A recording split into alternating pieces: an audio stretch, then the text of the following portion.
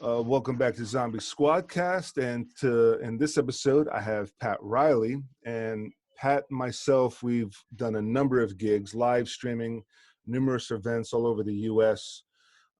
For various conferences, events, seminars, things of that nature. Your usual conference center or hotel, big events, week-long, tax events or health subject events, things of that nature. And we run the live text stream, and so that's how I know Pat. Me and Pat go back maybe about a year, maybe 2 years. I'm not sure. I remember it was Chicago in June, so maybe a year and a half.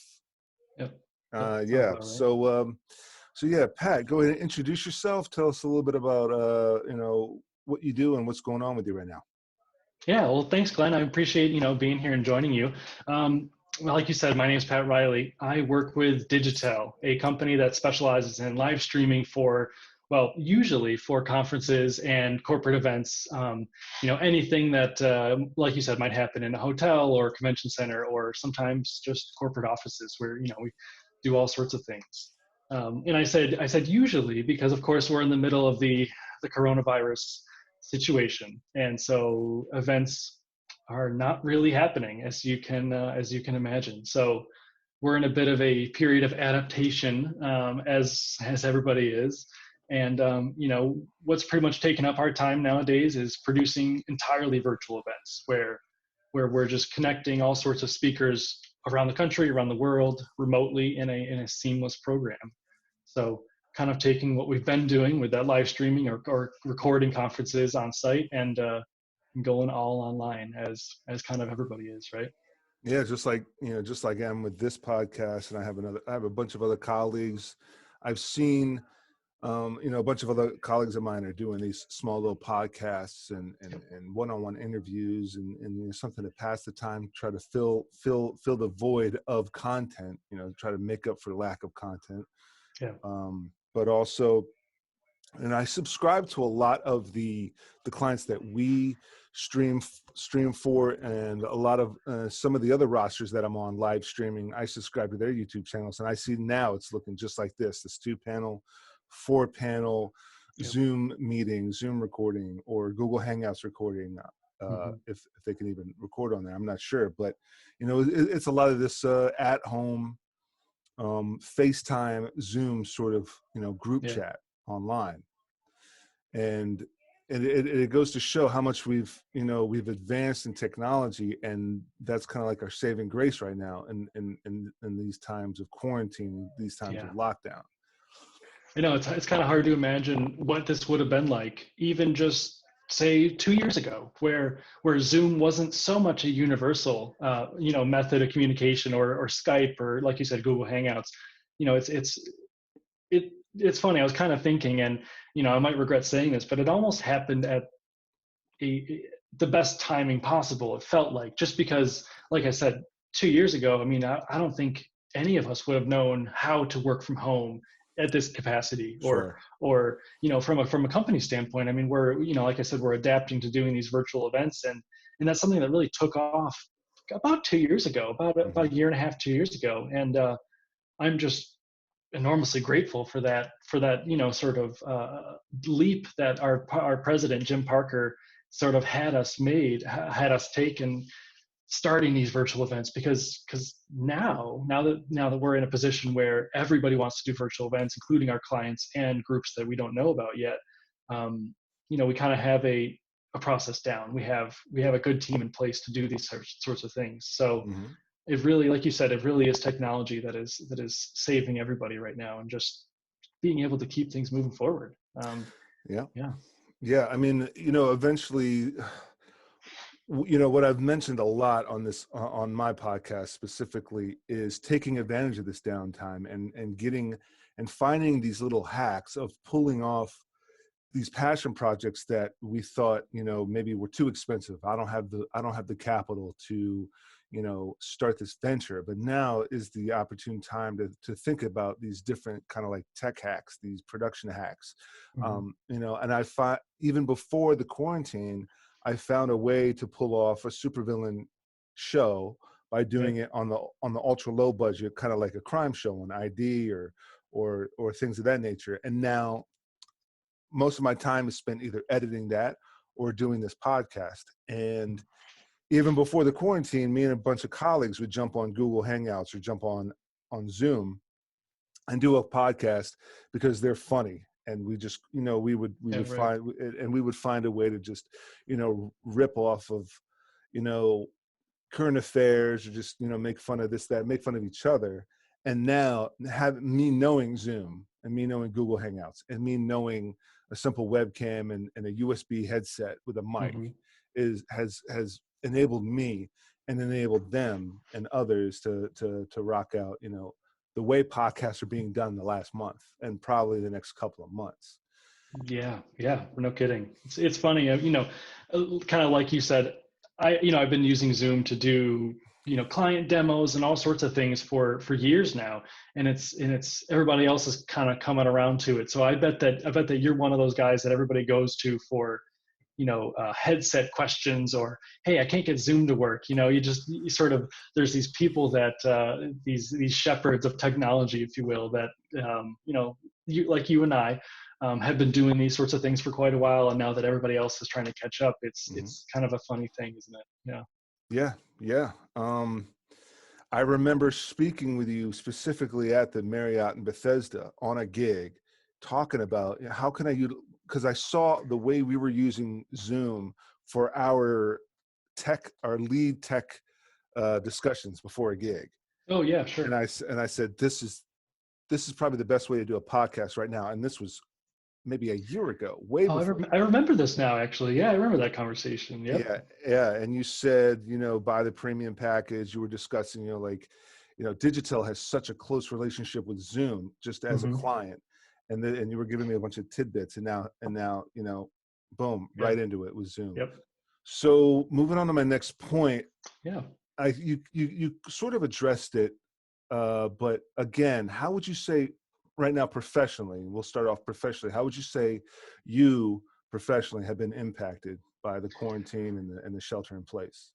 Well, I'll say, from a company standpoint, Digital had we were a well-oiled machine when it came to these live streams, these physical conferences. We were bringing in technicians like yourself, and you knew exactly what to expect. You knew exactly what to do, and the client knew exactly what to expect.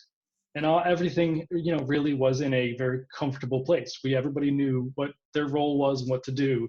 That essentially got flipped on its side when we went entirely virtual. Like I said, we've been doing virtual events for a few years now, but it wasn't our main offering for clients. It wasn't our main service, right? It was a fringe service that we would do for a couple of our clients that are really sort of ahead of the curve on technology and things.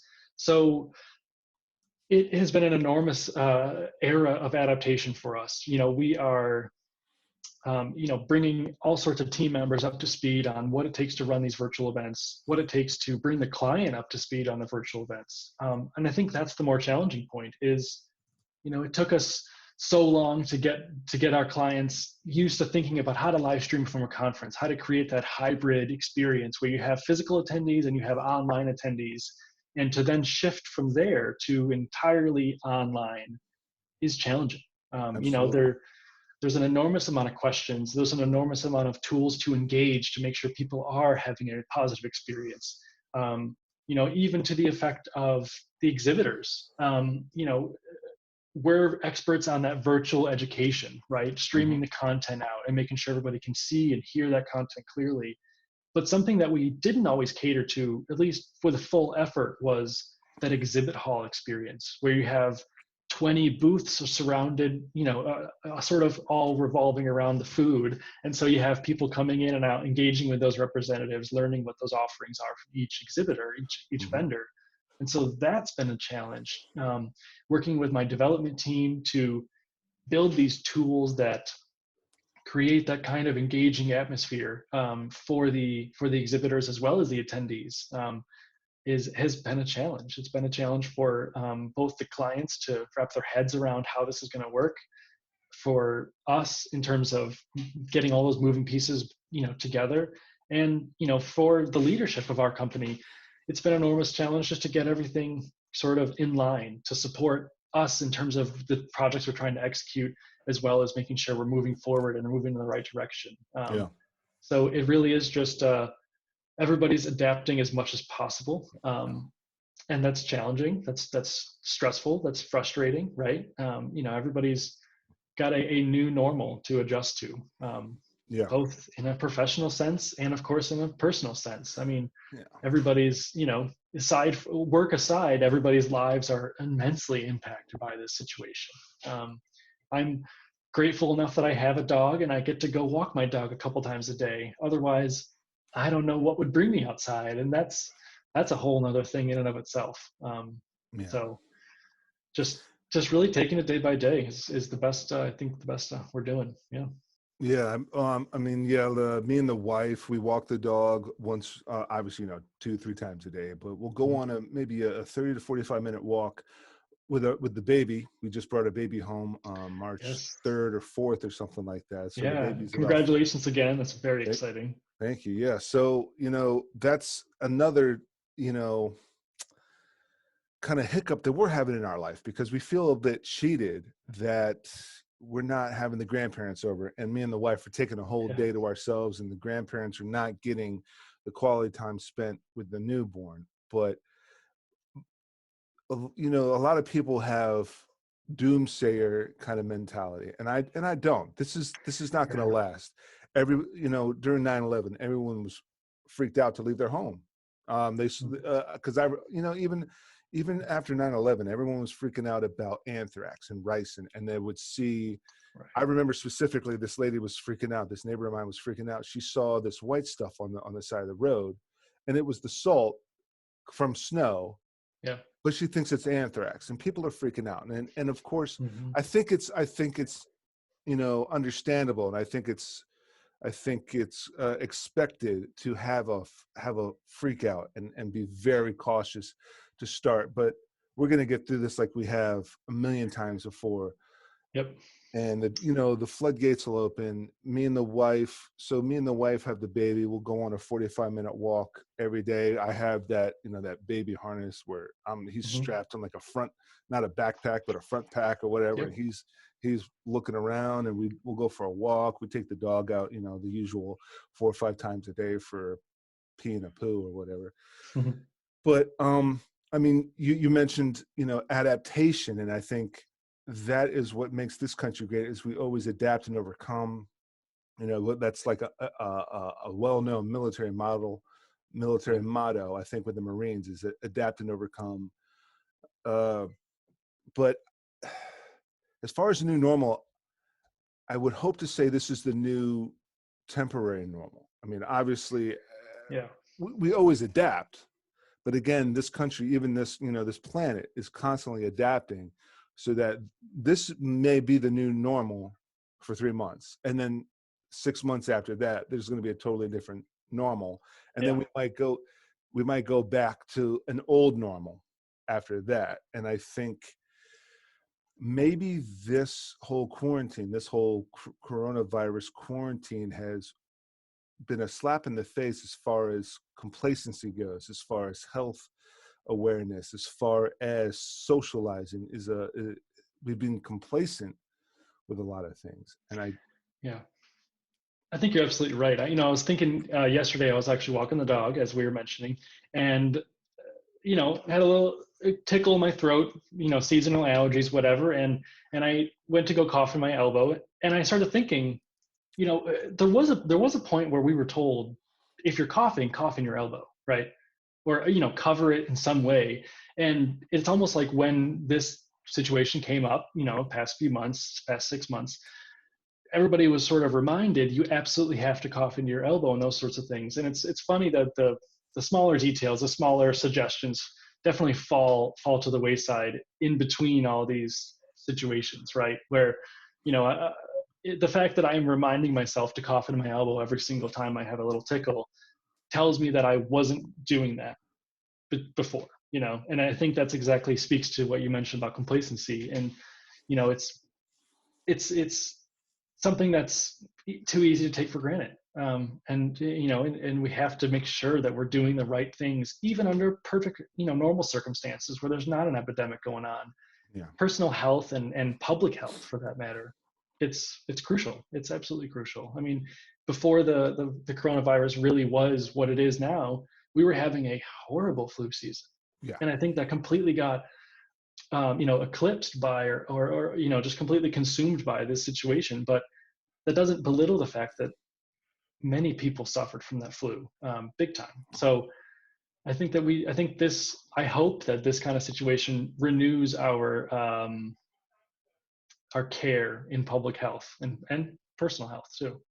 I would hope. I mean, again, I don't want society to be fearful and to be on edge and to, but you're right. There needs to be at least this healthy concern about Healthy health, concern. I like a that. healthy Healthy concern concern. about Yeah. health, but not an unhealthy hypochondriac Yeah. spaz type of mentality about, oh, he's sneezing, because you raised a good point. I was out and I was coughing and or sniffling or something, and I suffer, and I think I mentioned this to you about a year ago. I recently started suffering from these random nosebleeds, and I think it's because of dry air. I think it's because Mm, or high blood pressure, and that I haven't even had a chance to check out yet because I can't even go see anybody about it. But right. I'm thinking, what if my nose started bleeding, or if I started sneezing? I have this fear of being ostracized and someone freaking Yeah. out and calling CDC, especially on a nosebleed. If Right. someone's coughing, people are gonna be like, "Whoa, whoa, get back, get back," and that's kind of embarrassing. But then, if I saw somebody having a nosebleed, I might be concerned about how to treat them.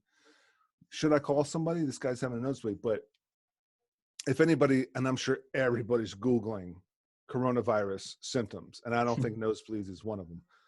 But Not that I've heard, no. But I have heard something interesting recently, that there's sort of like different tiers or different reactions of the mm-hmm, coronavirus, right? mm-hmm, So your typical fever, dry cough, fatigue, that sort of thing. But then mm-hmm. there's some people that just have a small cough, and there's some people that just have that sore throat or runny nose type symptoms that, the first couple months didn't hear anything about. So Mm-hmm. it's just interesting how the information evolves, and yeah, it's something that I think is too easy to create a fearful atmosphere. But I think that's what we need to try not to do as individuals. I'm trying to not be fearful of every single thing out there, Right. because we have to find a normal again, right? Hopefully Mm-hmm. this era that we're in is temporary, like you said, and we get back to that old normal that we were used to. I don't want to go back to that old normal, but everybody is completely fearful of each other, and we still won't get within 6 feet of each other, walking past on the sidewalk and that sort of thing. Yeah. I hope that we can get back to what we really consider normal, and not this new fearful way of operating, because I don't think it speaks to the human experience. I think that we're social creatures, and I want to, be able to walk past a stranger on the street and not have to cross the street because I don't want to be within a couple feet of them. So Right. that's my hope, at least. Absolutely. Absolutely.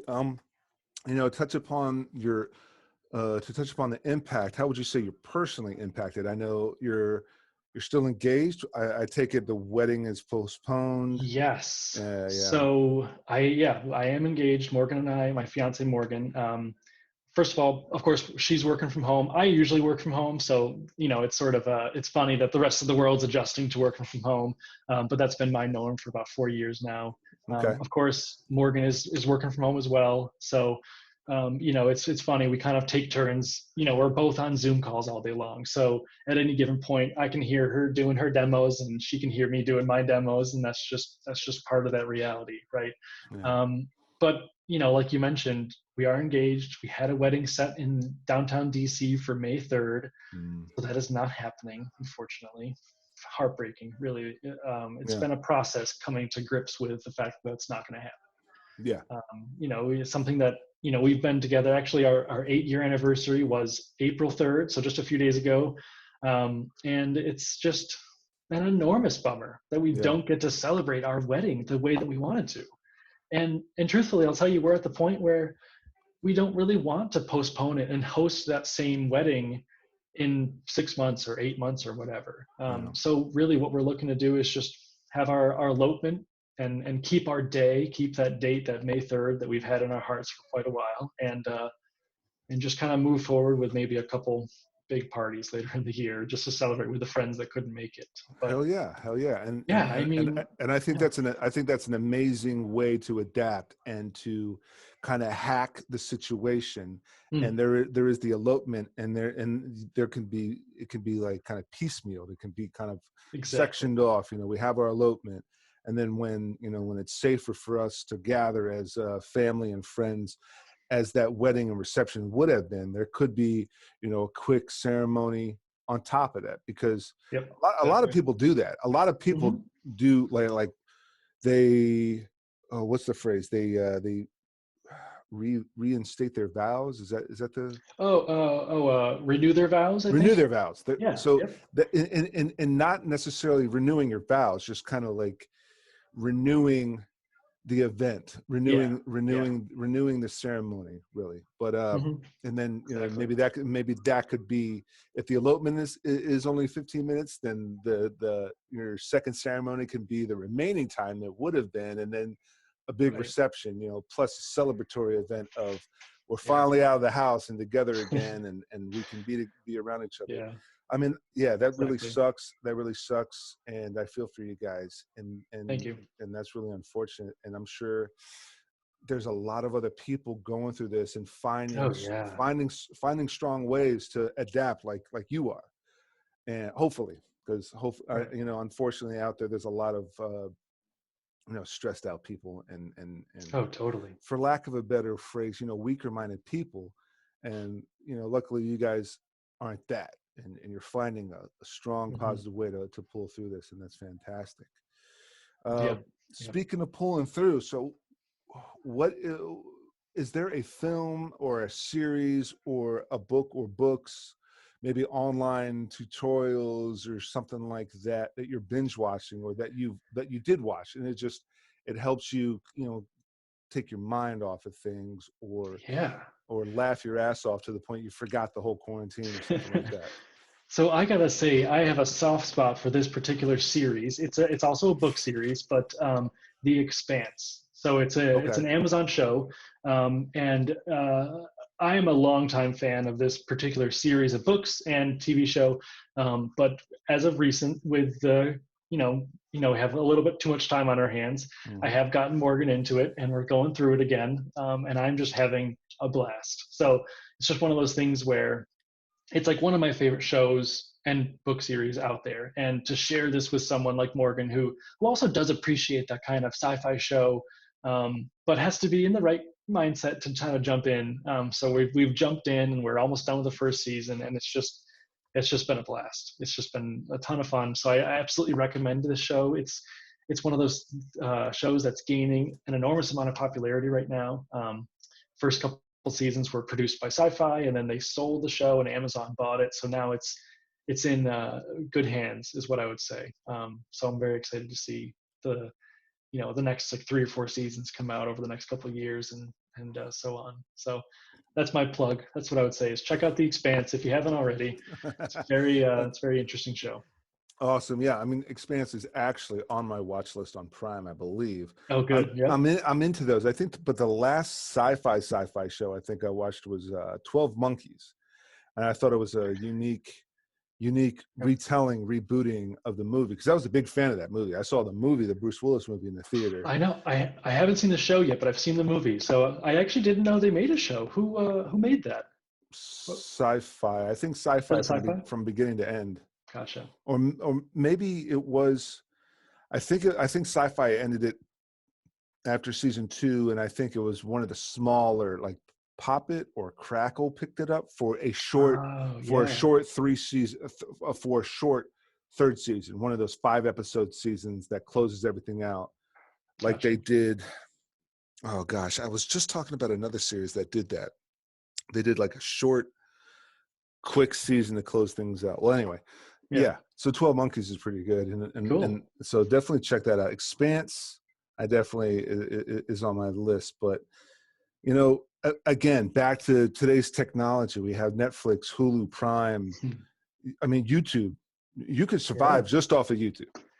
I know. But Isn't that funny? Yeah. but yeah, but you know, like you said, luckily this happened now and not in the 80s where we would be watching the same 10 VHS tapes over and over, or in the 2000s we'd be watching the same 30 DVDs Yeah. over and over. And you It's know, true.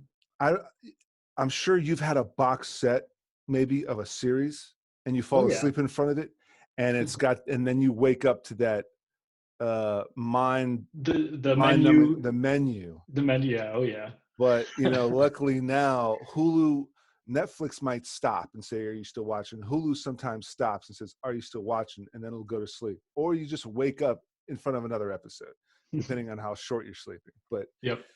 yeah, so moving on, I guess I'll move on to my next point. What would you say, personally and professionally, what would you say your next agenda, your next goal or set of goals, your next plan, set of plans for, say, the next month and a half, 2 months, say, you know, we're still quarantined? Hmm.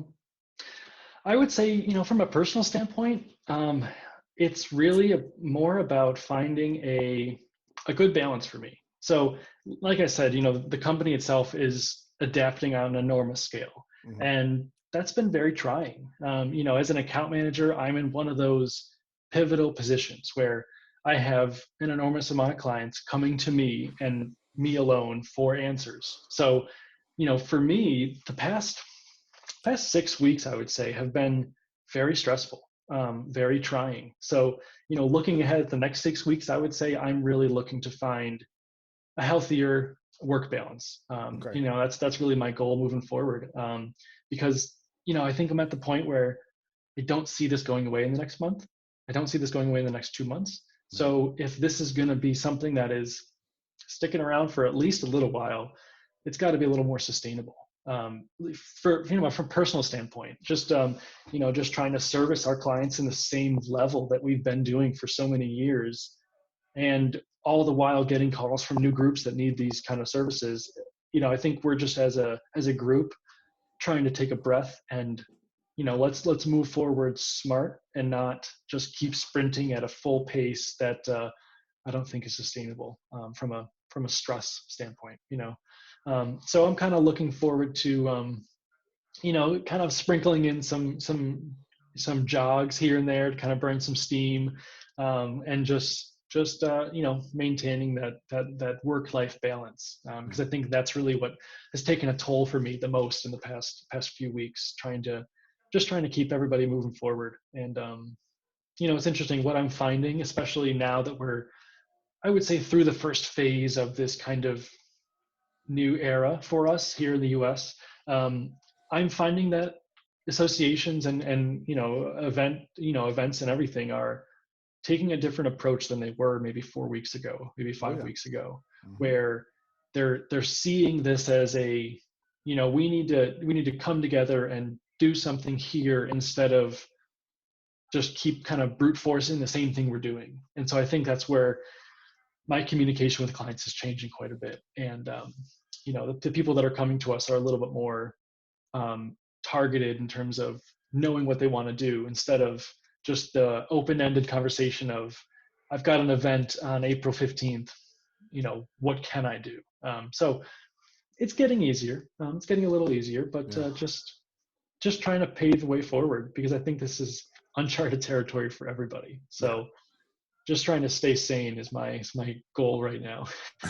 Okay, staying sane, avoiding Yeah. avoiding the Jack Torrance syndrome in The Shining. You know, the cabin fever, right? Yeah, No, exactly. I totally get that. I mean, we again, me and the wife, we have a beautiful baby boy, so yeah, you know, husbands and wives, you know, couples can get snippy with each other quite often, but Hmm. then we realize we have a family now, and our bond is much stronger. And so we look at this kid, and the kid's just like completely unaware of what's going on around him. He's starting to smile now, and he's starting to like giggle, and it's just once or twice a week there's this new thing he's doing. Like now he can sort of grab things and like Oh hug them yeah. and hug them, or grab our arm and like Oh and wow. tug on us, or Yep. he's starting to giggle or like stare directly in our eyes, and it's just like all that just fades away. Like can't go anywhere. It's miserable outside, it's miserable in here, and then all that just goes away, and you kind of just start the day again anew, afresh and positive. Yep. But that happens like 5 times a day, and it's just awesome. It can be very stressful with the feedings at night, and the kid won't go to sleep. Mm. But I think generally, it's just very positive. Well, that's awesome. You guys are staying sane over there. If Trying. you yeah, if you could close out with one point, one bit of advice, maybe even just one word, what would that be? Hope. If I had to pick one word, hope. I really do have a lot of hope. I don't think this is permanent. I don't think this is going to ruin society or the US or, I think we're going to see terrible things happen as we have, right? This is a sad time, no doubt, but I have hope. I mean, just alone, I saw a couple headlines this morning, Bill Gates opening or funding a second potential vaccine going to human testing soon. So, there's great people in the world doing great things. That hasn't changed. That's not going anywhere. And I think we just need to stick together, not go crazy, and just work together to get through this. I think I have a lot of hope. Awesome. That's it. That's a great closing remark, is hope. I love it. Any Awesome. socials you can put out there, links, socials, hashtags, things of that nature? Yeah, I mean, honestly, I'm gonna plug in the company a little bit here. I would check out Digitell Incorporated. We're just one of those companies that is happy to collaborate and put our heads together and find a way to solve a problem. So, if when it comes to, yeah, perfect. So, if you've got an event, whether it's just a 1 hour webcast that you want someone to come in and handle it professionally, or it's a big conference that you need to convert, give us a call. I'm confident that we've got something that'll help. Awesome. Well, thanks for joining us, Pat. I appreciate it. Of course. It's always fun. I actually am really missing all the gigs, when we get together I and know, live right? stream and play with Yeah. the RoboCams. But I'm positive about the next few months, and the possibility of working from home, getting my hands dirty again with this sort of Zoom, Mhm. virtual streaming, like we've been doing with Zoom and the Yeah. other kind of similar platforms. Yeah. So looking forward to what the future may hold. And thanks again for joining us, Pat, and the viewers out there. Like, subscribe, share, comment, thumbs up, thumbs down if you don't like it. Ring the bell for notifications, and check us out next time. Thanks, Glenn. See you later.